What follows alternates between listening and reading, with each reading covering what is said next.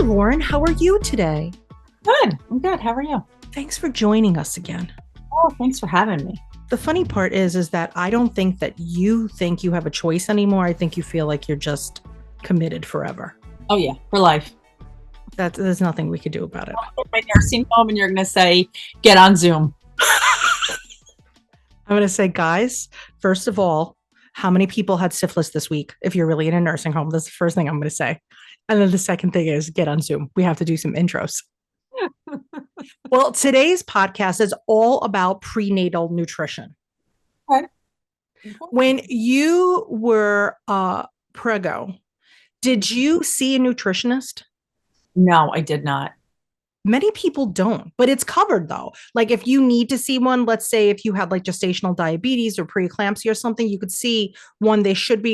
They mostly should be covered by insurance is what I should say. I failed the first glucose test, and then I went for the 3-hour one. Mm-hmm. And a few days later, I had my twins, or very early.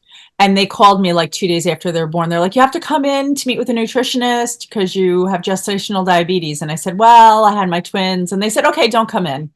And you're like, well, it's super convenient because I'm already here. Yeah. Hospital. I'm still at the hospital, but they said, no, you don't have to come in. You had them now. It's over.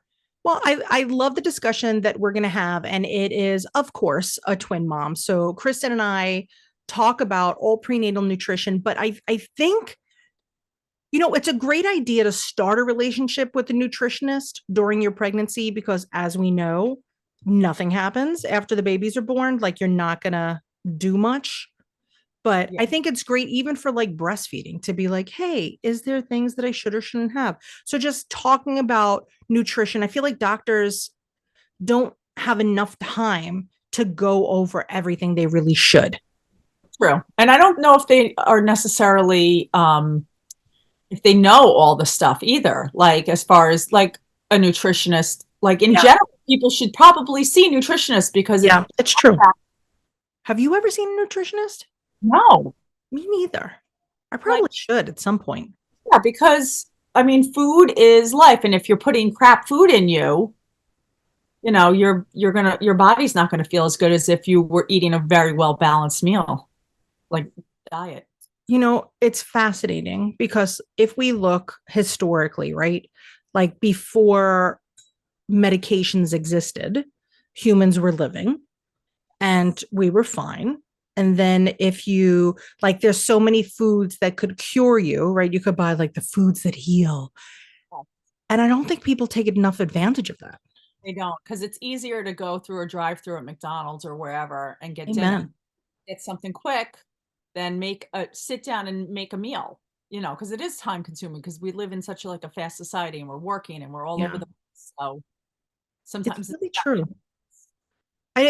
This discussion, honestly, it's a really good one. And for me, it was very enlightening. Like I learned a lot in this podcast, which I'm not saying that I don't typically learn from our guests, but this one, like I genuinely took notes.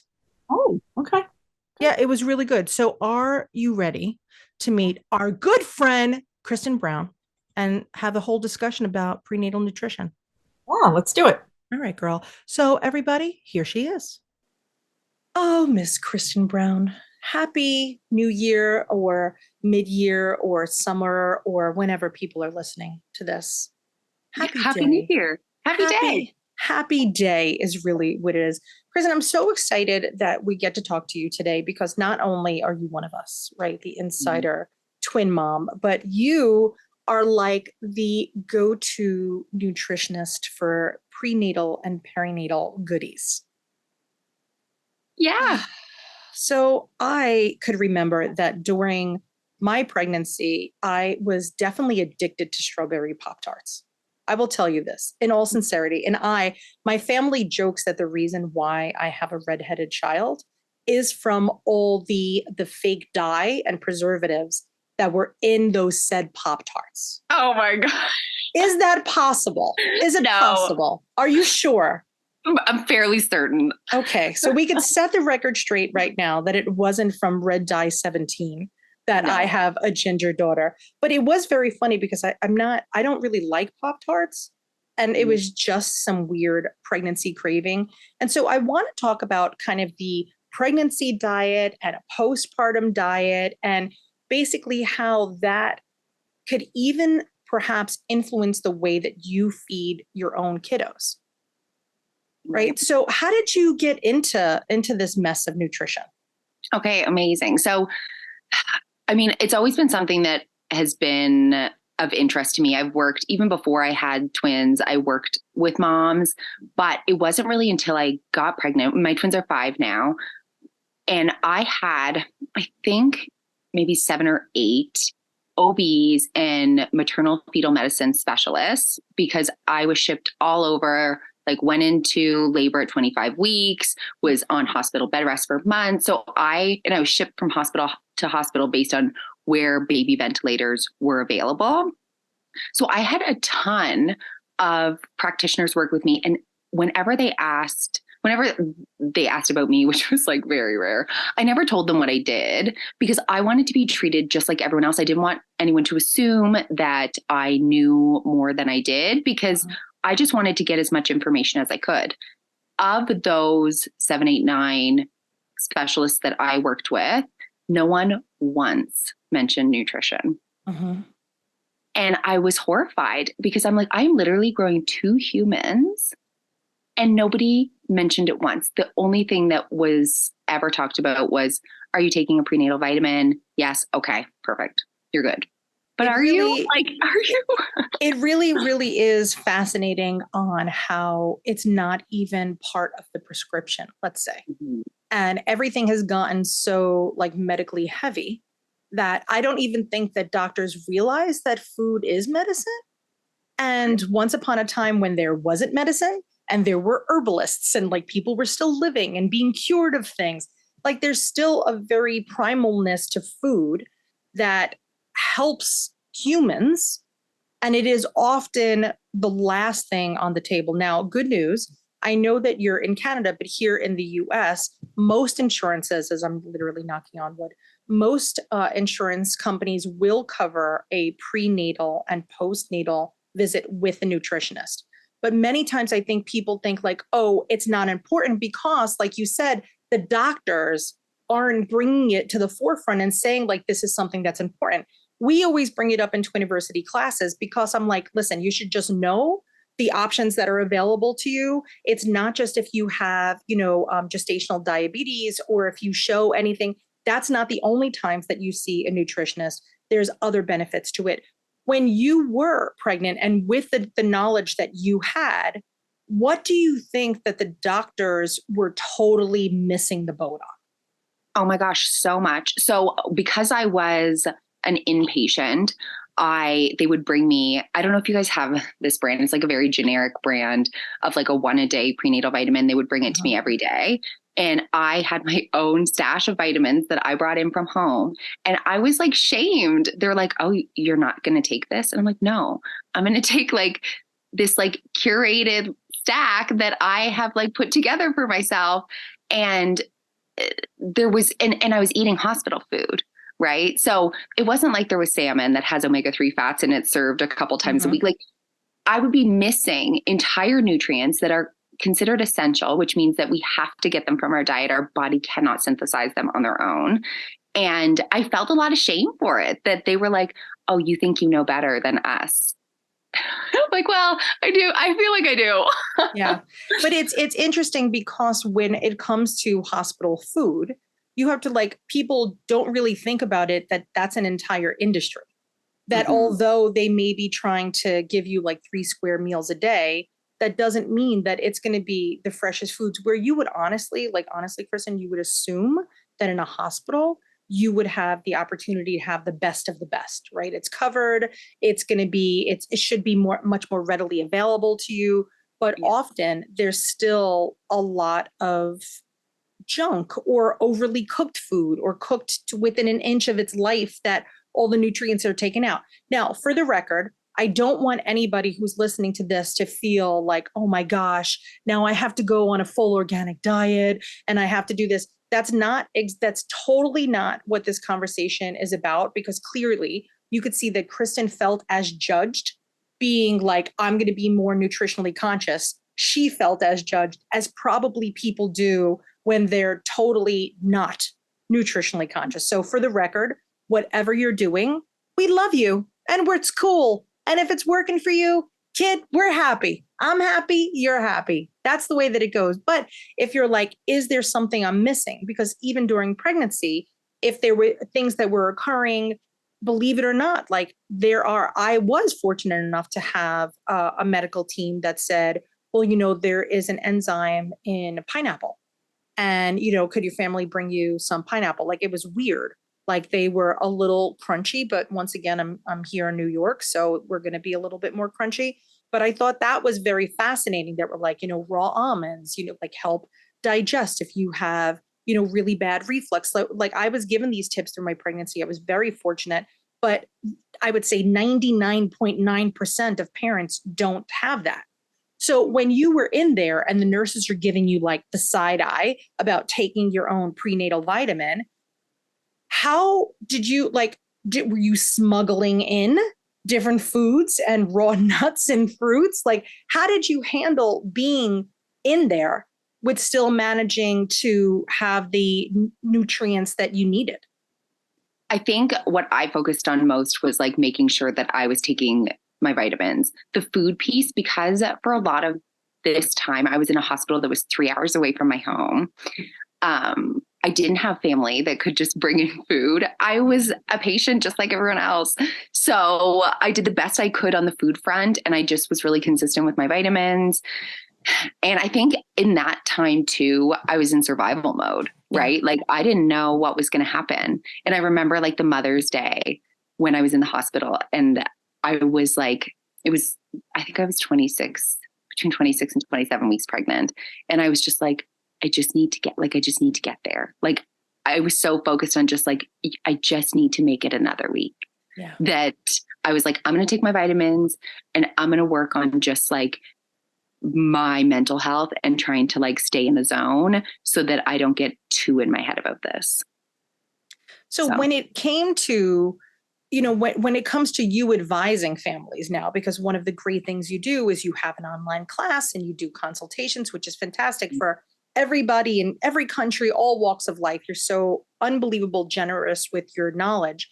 What are the things that you would recommend to somebody, be it that they're on hospital bed rest, house bed rest, whatever? What are some of the things that they could focus on to get to that level like you did? So do you mean like specifically from like a nutrition perspective, like let's like list out some things that are really important? Yeah. Like what's something that would be accessible, right? Because we're not all going to be able to like smuggle in fresh salmon from outside. But what are some of the things that we may be able to have in our hospital bag at the ready to snack on and things like that? How about that, girl? What do you think? Okay. So I mean, there's so many different things. I would say too, like, I'm going to break this up into like two groups. Cause like from a food perspective, if you can get, and I mean, these are easy to get anywhere. Eggs are one of the best pregnancy foods and postpartum foods, like specifically if you're breastfeeding. Mm-hmm. But egg yolks contain a nutrient called choline, which is so important for baby's brain health, for the health of your placenta. And I think the stats are like 95+% of women don't get enough choline. So we look at the research on choline and baby and child sensory scores at all different stages of life. And moms who had enough choline in their diet, their children scored higher on these tests. Like there's just so much evidence to back it up. And here's the thing is that when we're pregnant, a lot of people don't want to eat eggs, right? That's like the first thing that they're like, oh, no, not having it. And second, choline is in hardly any prenatal vitamins at all. The ones that it is in are in like very, very small amounts. So we're talking like 25 to 50 milligrams when the needs are like 450 to 930 milligrams a day. So we're missing like a huge gap from a nutrition perspective. So if you have like limited access to food, chances are you could probably request to have eggs every morning if you can tolerate them. If you're at home and you're like, oh, eggs are still grossing me out, I share a lot of recipes on like egg pancakes. So like banana and eggs and oatmeal, and you put some cinnamon in it and blend it up and fry it and put maple syrup on it if you need to, but you're going to get choline in without having that like really strong egg smell. But eggs would be the biggest thing. So if you can snack on eggs, you can have people bring you in hard-boiled eggs. You can have people bring you in, make those pancakes that I shared and freeze them, and you can heat them up in the microwave. Really, really easy. Salmon is a big one, but of course, it's just not really realistic that you're going to be able to consume it in the amounts that you need. So I would say bringing in a really good quality omega-3 supplement is huge. Omega-3 supplements are probably one of the sort of the diciest supplements that you can buy, just in the sense that they're usually a little bit higher priced. So a lot of companies will use a lower quality omega-3, keep the price point the same. People end up tasting it and they're like, oh, I don't like that because it tastes really fishy. If it tastes fishy, it means it's not good. Okay. But you could also buy the oil, right? So you don't necessarily have to have the capsule. You could buy an omega-3 oil and then just squeeze it into a smoothie, into your oatmeal, into your yogurt. So we could get it that way too. Yeah. And most of them have flavor maskers too. So you can just take them off the spoon. So the most important thing is that once you open it, you just have to store it in the fridge. But yeah, totally doable. And that one too, like I said, is essential. So if you're not getting it from your diet, your body cannot make it. And once you're in the third trimester with a singleton, your baby is taking around 67 milligrams of this essential fat from you daily, only if you have it. Okay. And it's essential for baby's brain development and for their eye health. Right. So it's one of those things too, where people are like, oh, well, I ate McDonald's every day during my pregnancy and like my kids are fine. But I'm like, but where could things have been different? Right. Like maybe they wouldn't need glasses, or maybe, do you know what I mean? Like there's all these things. And you could still have the McDonald's. We're not saying don't have, but maybe add in a supplement. Yes, exactly. And there's no way for us to really tell like what is okay, what is fine, because arguably we're the least healthy we've ever been, right? Rates of chronic illness are higher than they've ever been. Are we catching them sooner? Are we, is our lifestyle different? Is our environment different? Like we'll never be able to know. But if we have this knowledge and like they're easy little steps that we can incorporate, why wouldn't we do it? And people just don't have the information. So maybe there's people that are listening and they're like, well, I just never knew that. And I think that's the problem, is that people don't have access to that information, which is why I started my Instagram account, because I'm like, you just need to know. You could never pay me a cent, but you need to know this. Okay. Because we are doing a massive disservice.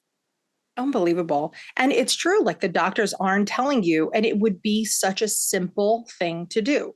Now there are, like, for those people that are going to nutritionists, that's common knowledge for a nutritionist. Is it that doctors aren't learning these bits of information because it's just not in their wheelhouse? Yeah, I think there's a lot of levels to it. So I think, one, you're right that their nutrition education is under 25 hours in their whole medical degree. That's very surface, right? I think, two, they are not referring, which I think is the biggest problem.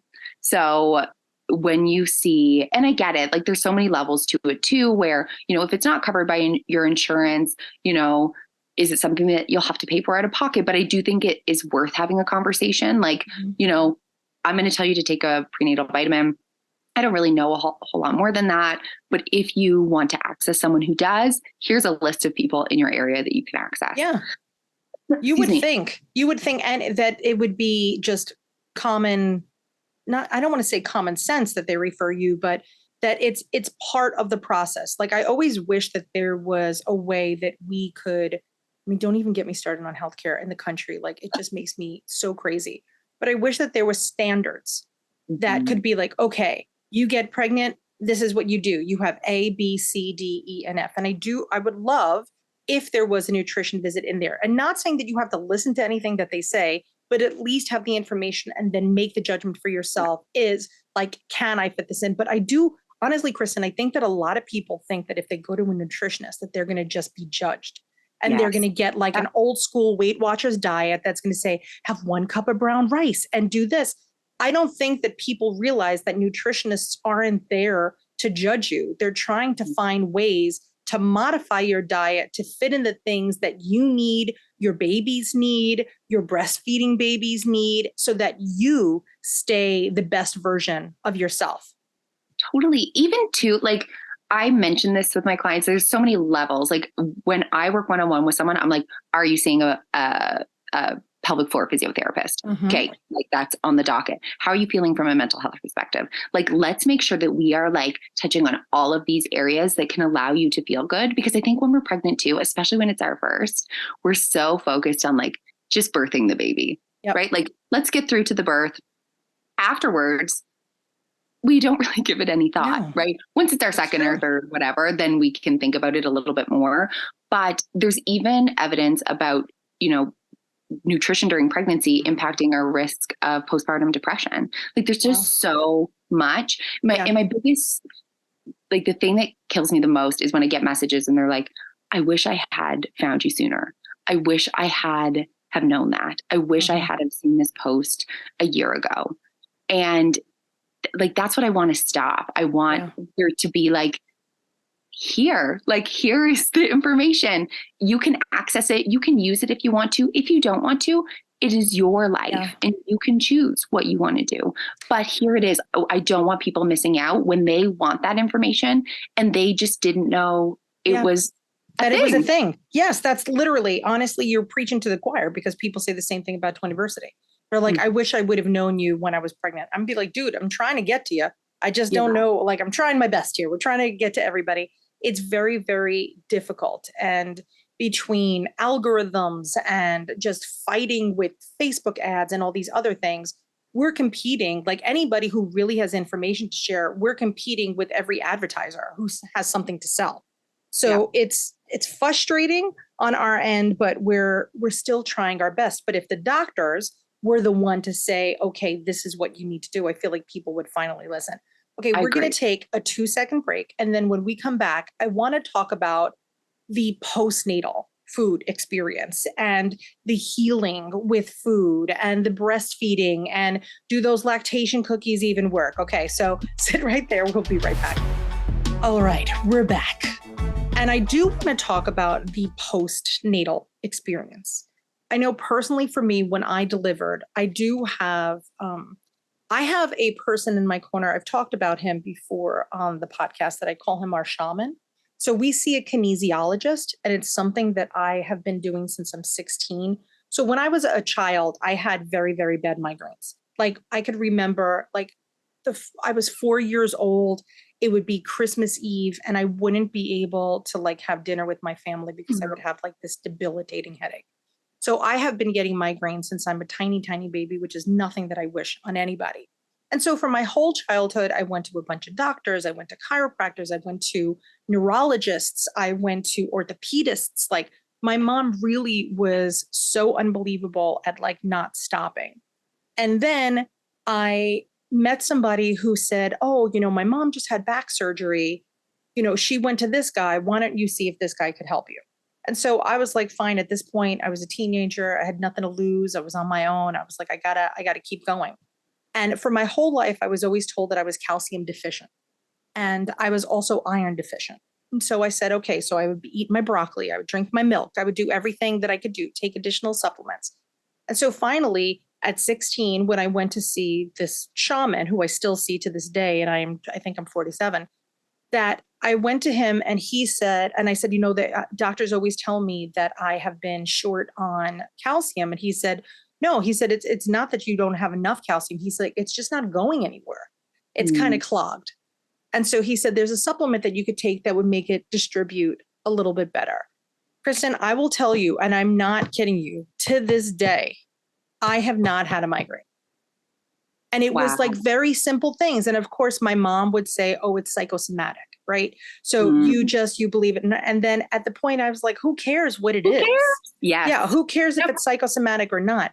And I remember that during my pregnancy, when the poop was starting to hit the fan, that was the first place that I went. And I was like, okay, listen, I don't come to you. He's quite a trek away. His name is Dr. Mark Manning. He's in Brooklyn. I'll chat him out till the day is long. And I went to him and I said, okay, I'm worried about this. And I was 17 weeks pregnant and I was already starting to have contractions. And so I went to him and I'm like, listen, I just need some help. And he's like, okay. He's like, I can't make any promises. He's like, let's see what we could do. And so his thing is not just around like manipulation, like a typical chiropractor would do, but he really looks at, and this sounds so crunchy, and I feel like I roll my eyes at it, but like, I know that you're not going to think I'm rolling my eyes, but like he looks at like meridians, and he looks at like all of these things that could kind of been, more of the Asian medicine world. Mm-hmm. And living here in Chinatown, as I do, that's not weird to me, like to think about things like that. And I would say that truthfully, I believe that he got me to that 34 weeks. I think that it had not been for him, and maybe, yes, it's psychosomatic. Who really cares? No. But I do think that his nutritional advisement, and maybe it was just me eating coconut that made me feel better, or me thinking that I could, have some power over myself. And by doing A, that I would feel better about B.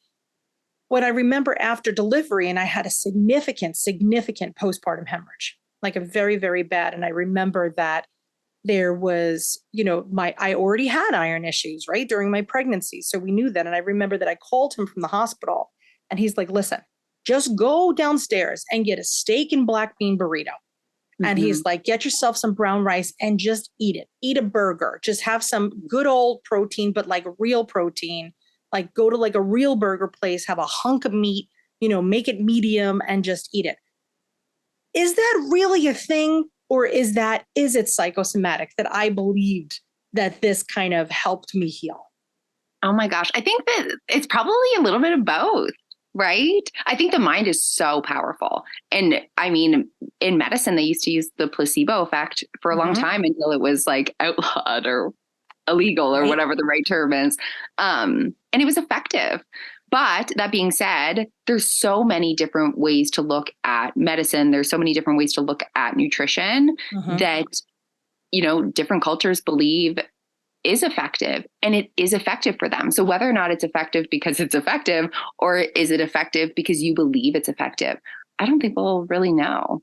And I think with nutrition, the biggest thing is that from a medical perspective, the best research we can do is a double-blind placebo-controlled trial, right? So I don't know, there's two groups of people, large enough sample size. We're going to control for all other factors. I'm going to give both of them something. I don't know which one is getting the treatment and which one is getting the control. Then we're going to see what happens. With nutrition, you can't do that, right? You can't control for everything in someone's environment. You also can't control what people eat on a regular basis and how long of a period of time are they going to have to consume that food, right? So there's so many different layers to it and I think that's why so many people have different beliefs when it comes to nutrition. Yes, nutrition is a science, but there's so much more about it that we can't quantify the way we can quantify research around medicine. So I do think that there's probably a lot of merit to it. And I think it's probably like a little bit of each side kind of woven in together, but it worked for you, right? Listen, and whatever it was, there was no harm. Literally none at all. What is the big deal? So I ate post-delivery. Like, how great is that? But now speaking about post-delivery and that, the blood loss and the kind of trauma that your body goes through, just like with the omegas and the eggs. And is there kind of like a secret to the post-delivery to nutritionally help us get back together in a quicker fashion? Yes. Oh my gosh. And this is where I think too, a lot of cultures like had it right, that like first 40 days after delivery being focused on nutrition and rest and all of that. Whereas I think our sort of, like with social media, our expectations around what we should do postpartum are so skewed, right? Absolutely. It's like who can get back in their bikini the fastest and who can get to the grocery store with 5 million kids and look like they're not even sweating. Like it's just so skewed. And I think the more we can go back to that sort of, historical time when we would focus on nutrient repletion, because your body just went through something huge. Yeah. It grew a baby and then it birthed it. And maybe you had a lot of blood loss, right? Maybe your iron stores were low preconception and that followed you all through pregnancy. And then you have blood loss and now you feel terrible, right? Your energy is low. You feel so cold. You feel like absolutely exhausted. And I think postpartum is a time when a lot of practitioners will kind of just say, well, you're a new mom. Of course you feel that way. You're a new mom, right? But mom is not sleeping. Maybe she doesn't have a lot of support. Maybe she's eating like stale toast once or twice a day while holding a crying baby and drinking a bunch of cold coffee. Like, it's just not an environment that is set up for her to feel her best and for her to heal. Yeah. Especially if you've had a C-section. If you had any other surgery, it is like 6 weeks. You are like laying in bed, you're having food brought to you, you're watching a show or you're reading a book. You are like recovering. It's true. You have a C-section. It's like, count. Get up. Yeah. I know you just had, can you walk? Because you got to go. You got to feed that baby because nobody else is going to do it. Right. It's just so different. It's so different. So from a nutrition perspective, 100%. And that's one of the things that I talk about with my one-on-one clients as we get towards the end of their pregnancy. It's okay. What is postpartum going to look like? Do we have your freezer full of nutritious meals? Do you have all of your supplements purchased for the next 6 months so that you don't even have to think about it until you're feeling like a little bit more like yourself when your baby is maybe 6 months old? Do you have family and friends that want to help? Because if you do, we're going to tell them like specific recipes that you're going to get them to make, because otherwise they're just going to show up with lasagna and spaghetti and things that maybe you don't even really like. So let's focus on those foods that are really, really nourishing and really healing, super nutrient dense, that we can give them recipes to make for you. Like, let's make it so easy for you to feel your best. Because if you are sleep deprived, if you are healing and you are eating cereal and toast and cold coffee, never drinking water, guess what? You're going to feel awful. And if you're breastfeeding on top of that, and that is a huge drain on your nutrient stores, arguably even more so than pregnancy, you're going to feel really terrible. But guess what? Everyone's going to say it's fine because you're a new mom and you're supposed to feel that way. Right. And you would just assume like, oh my gosh, all these years we could have felt better. So what are those recipes? Like what's something that I could make super quick and have 15 batches of it in my freezer? Yes. I'm a big soup person, especially postpartum, because everything is cooked really well, easy to digest, warm, high protein, all very, very healing. I love lots of protein postpartum. It's going to be really good for helping your uterus shrink back. If you've had a surgical birth, really helpful for healing that wound. So definitely soups are huge, and they're so easy to store, to make big batches of, to have others help prepare, lots of food for you. I just find it's an easy food. I love like shepherd's pie, something that everything's all together. So you're not like trying to take out 10 different things out of the fridge. It's like all one dish meals, easy breezy. Another thing is like snacks that you can eat one-handed while you're holding a baby, while you're, breastfeeding for 50 minutes while you sit there, that you can have like some energy bites. You can have a muffin that's not like a store-bought muffin. Yeah. It's really high sugar. Excuse me. And we can make all of these things ahead of time, and they just live in our freezer. And that's that. And they're good for pregnancy too. So we can make it. We can make a batch for now, a batch for later, and just have this ready. I will say, if you want to make a bunch of freezing meals, sometimes like I know that my family doesn't, they're always worried like it gets soggy in the freezer. But we know a lot of Twiniversity moms who will make like bags of all the ingredients, and then for like everything for their soup, put it in a Ziploc and then throw it in a crock pot or an Instapot or something to cook, so that it is fresh-ish, and it actually might take up less room because you could kind of smush it with all those cut up veggies and stuff. So where there's a will, there's a way. Now, what about things that I can, like the grab and go items? Like if I had to say, I'm not getting any home cooked food, nobody's cooking for me, I have literally no refrigerator, so I'm going to just have to eat on the go. What are some of those things that I could pick up at a grocery store that either I could eat directly out of a bag, I could eat raw, what are some of those items that would be really good for me postpartum? Yeah. So from a like packaged food perspective, if you're like, I have no freezer space. Yes, you said like make all these energy bites, put them in the freezer. I can't do that. Then there are some options. So I really like these bars called RX bars. Have you seen those? Yes. They're like very simple. I think the ingredients are like egg whites, almonds, dates. Like I think there's 5 ingredients. They sell them at Walmart. Really, really good choice. If you do enjoy eggs, you can hard boil up a bunch of eggs and have those in your fridge ready to go. You can even take the shells off them so that you can grab them and go. A trail mix that doesn't take up any freezer space. You could keep it in your pantry, having that like in little individual bags. So if you're about to nurse a baby, you can grab a banana and a bag of trail mix and go sit down. So there's definitely so many different options, especially now with access to different foods. I know before you hit record, we were talking about ordering food, skip the dishes. If that's something that is available to you, or Uber Eats, that you could, source out some different restaurants in your area that have some really nutritious soups, stews, stir fries, some things that you could order to the house. And if that's something that you're going to utilize, then maybe when you have your baby shower, you ask for gift cards. Or skip the dishes, right? So that you could, instead of having to store all this food, that you could have it shipped into you. Or if you have a system, I know some of my moms will put what are they called? When you train? When you take food on the go, oh my gosh, the word is escaping me. Takeout? I like this game. Like to keep it cold, a cooler. A cooler.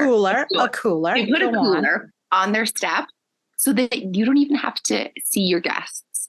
And you could have them drop the food in the cooler at a certain time of day. They could text you, hey, I just dropped the food off. You could go out, put it directly in the fridge, eat it that day. Gotta love that. Right. So there's so many systems, and it just depends on what's available to you, which is a conversation that I have with my clients all the time. Like, what does your support system look like? Yeah. And sometimes people have loads of support. They're like, this is the first grandbaby, and like my in-laws and my parents are amazing. And like, they want to do and be and help and whatever. And then there's other people that are like, we live in a part of the country with no family or friends. Yep. Right. And so that looks really different for them, but it's an important conversation to have because I think the default is the same, like malnourished moms. Yeah. And people who are feeling like they're failing, people feeling like they've been hit by a truck and that they did not expect this. Yeah. It's, one of the things that I remember that we were looking at a picture during when I was taking all my classes to become a lactation consultant. They were talking about, they do hint on the importance of nutrition, but they don't really go into it in depth. But what they always said is that no matter what a mom eats, that Mother Nature is going to make sure that those babies have enough nutrients. And so they showed pictures of prisoners and people that were immigrating and walking for days, that they may be fairly emaciated, but have these gigantic babies with ripples in their thighs. And it's so unbelievable how Mother Nature's like, hey, I'm going to balance this out.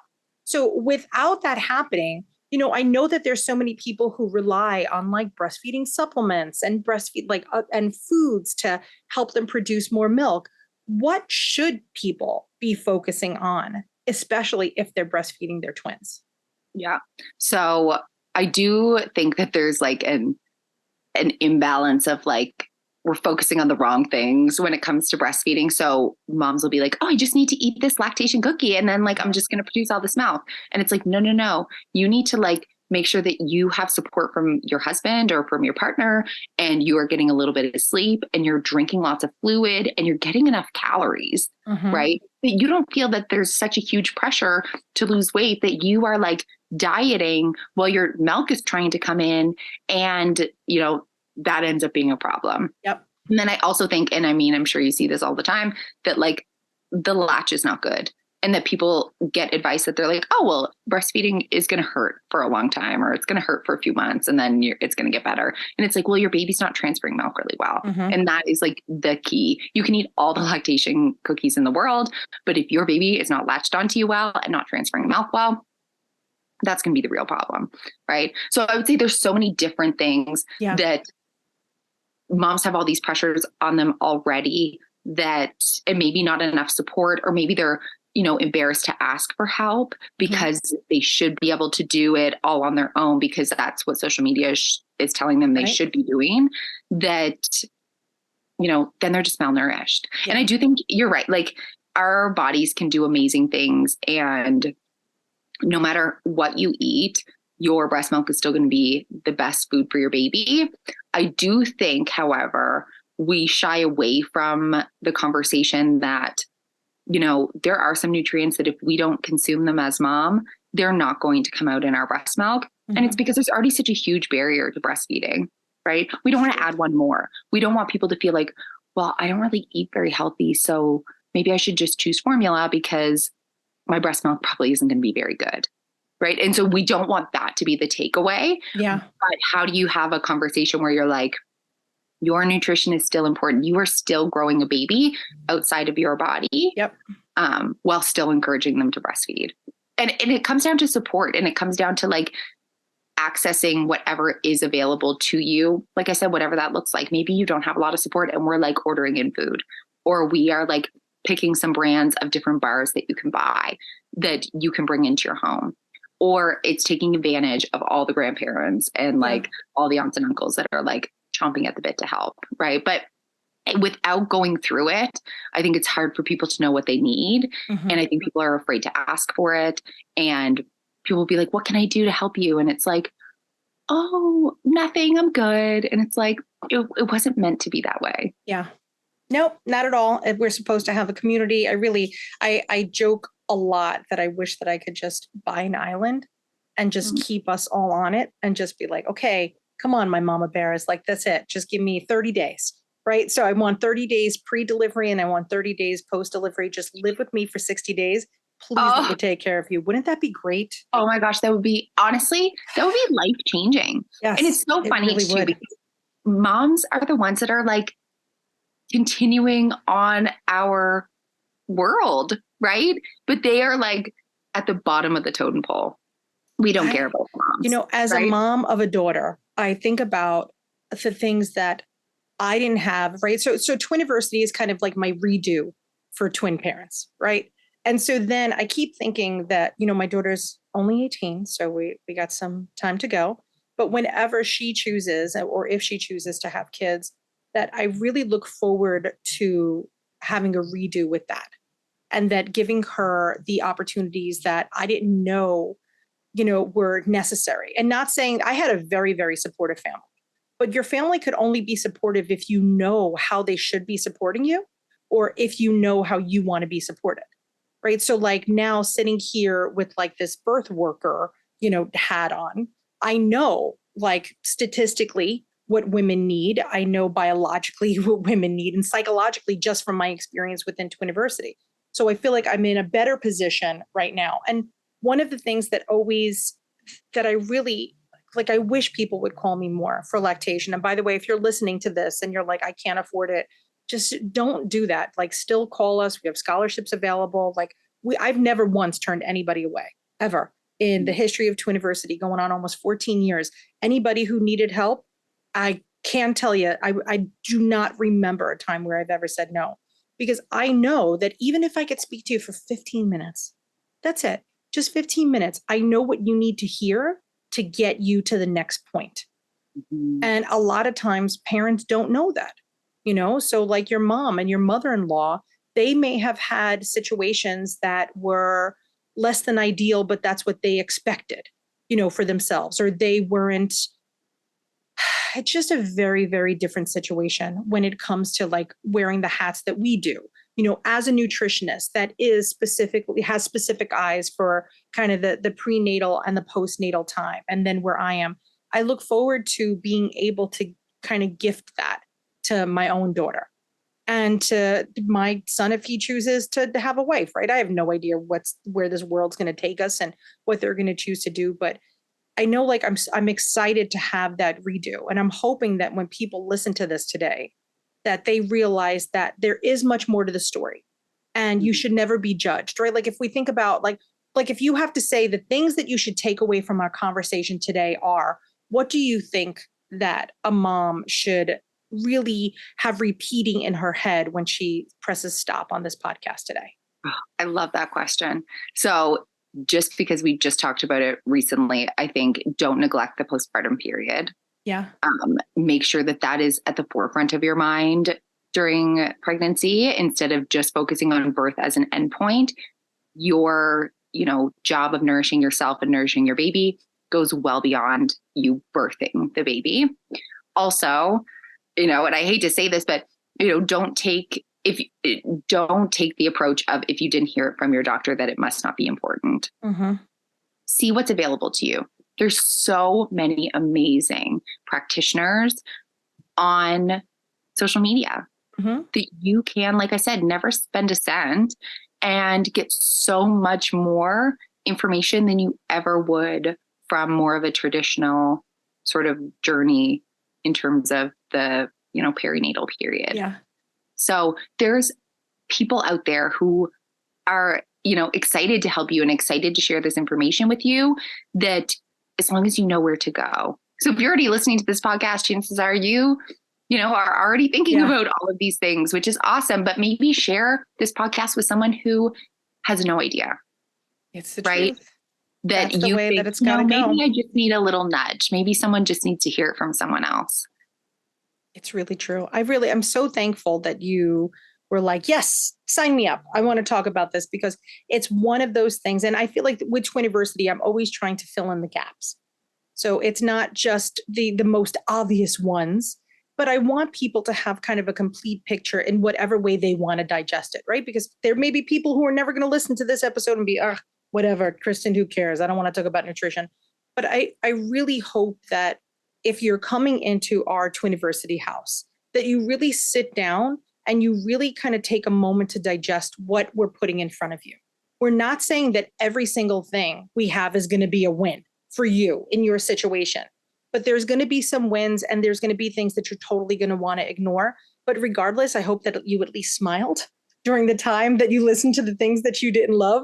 But for you, Kristin, how do we get more information? Like, what's the next step when we want to stalk you on social? And we're going to put all the links below too, by the way, so don't get nervous. Yes. So on Instagram is like where I'm definitely the most active. I have a free 5-day prenatal meal plan. I have things for all sort of stages of people. So if you're like, you know what, it's not in my budget at all to pay for anything nutrition related for my pregnancy, guess what?